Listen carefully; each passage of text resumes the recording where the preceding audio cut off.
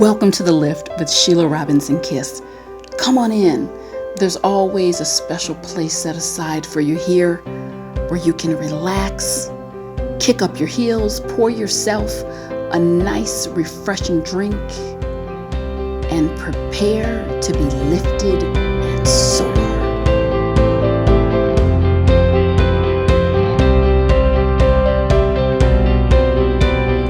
Hello, thank you so much for being here and welcome back. Persistence. Please memorize this quote by Calvin Coolidge. Nothing in the world can take the place of persistence. Talent will not. Nothing is more common than unsuccessful men and women with talent. Genius will not. Unrewarded genius is almost a proverb. Education will not. The world is full of educated derelicts. Persistence and determination alone are omnipotent. Let me repeat that. Persistence and determination alone are omnipotent. I'm making this video today because so many people are either flirting with the idea of giving up on some area of their lives or they've just flat out already done it. I want you to hear me and hear me well. You don't have the luxury of playing with your time and your life in this manner. I fell into playing those same kind of little games with myself, frustrated, the pity parties, woe is me. And I want to share with you exactly what snapped me out of it. Ironically, it was a visit to the cemetery. I had lost a good friend, a beloved friend. She was 56 years old when God called her home. And I can recall the eulogy and people speaking at the service, and everyone kept saying her life was cut short. She didn't have enough time to realize her hopes and dreams, and everyone was going on, and it was terribly sad. But the truth of the matter is, as much as I loved her and still do, I observed this woman for 30 years talk herself out of every good, wholesome opportunity sent her way that could change her life. She talked herself out of it due to fear. In actuality, she was taken from us at age 56, but she had ample time had she wanted to find a wonderful person to settle down with, to take those 2 or 3 amazing trips that she wanted to go on, talked about going back to school. There was enough time in there to do it. My fundamental belief is God places missions of purpose inside all of us, and we get the allotted amount of days on this earth to complete those missions. And when your time is up, it's up. But it's not that you didn't have enough time to complete it. It's what you do. It's what you do with your time. For all I know, I have several hopes and inspirations. Maybe my final mission is just to make this video. If that's the truth, God, I hope you don't take me. But if so, please, I pray there's a cheesecake factory in heaven. That's it. You know, I firmly believe that we don't have these things placed in our hearts only to have the plug pulled midstream. It's what you do with your time. And although we don't like to talk about it, the truth is there is a finite amount of time that we're all playing with in terms of our stay here on earth. And sadly, she did kiss a lot of that time away. It can happen to any of us very, very easily. Persistence in life Deciding to persist in life is a choice, and it's a personal choice.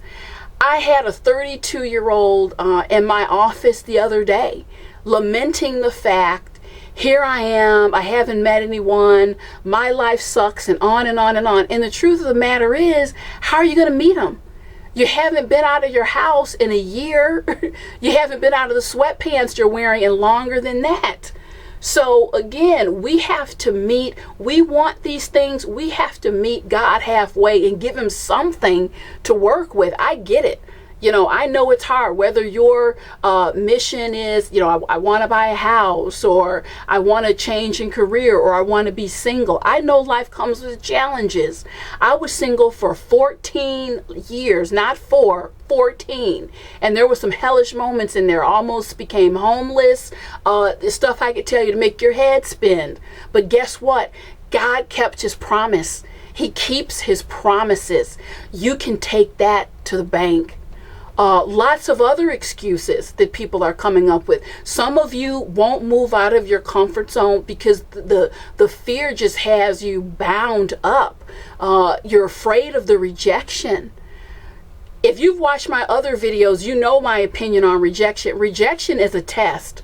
Rejection is God's way of testing your faith.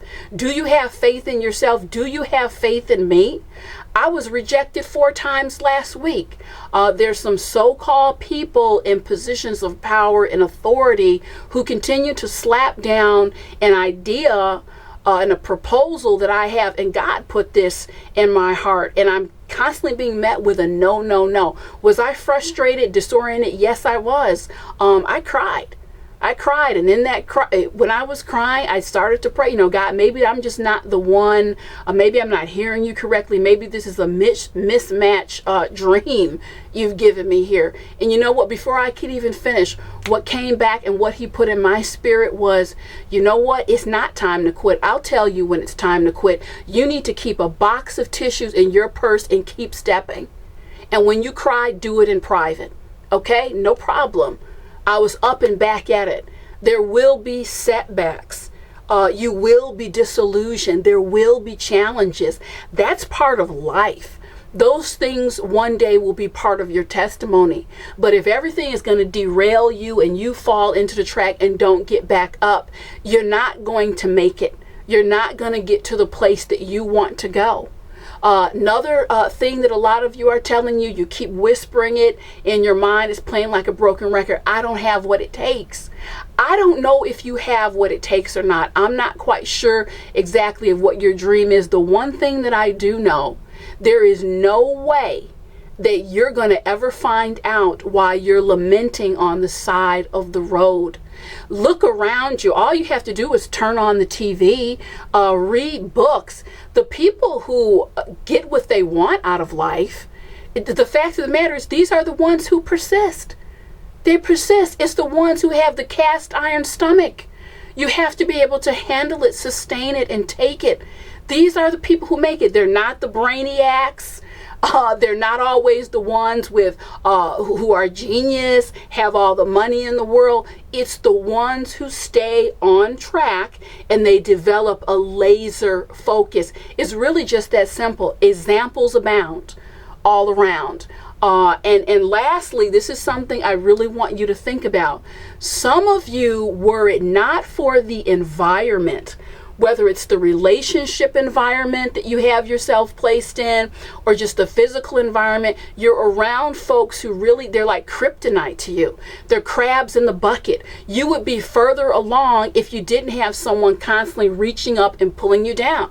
And the problem is, they're in your immediate environment. They're in your life. They're in your ear. So I want you to take some time in the next 24 hours and ask yourself, do I need to clean house? Do I need to create some distance and revamp? And if that's what you need to do, you go ahead. If you need permission from someone, you have my permission to do just that. I could go on, and what I am going to do is make some more supplements to this. This whole piece of persistence, folks, it's number one, numero uno, is how you position persistence in your heart and mind. I will see you next time, and stay motivated and stay persistent.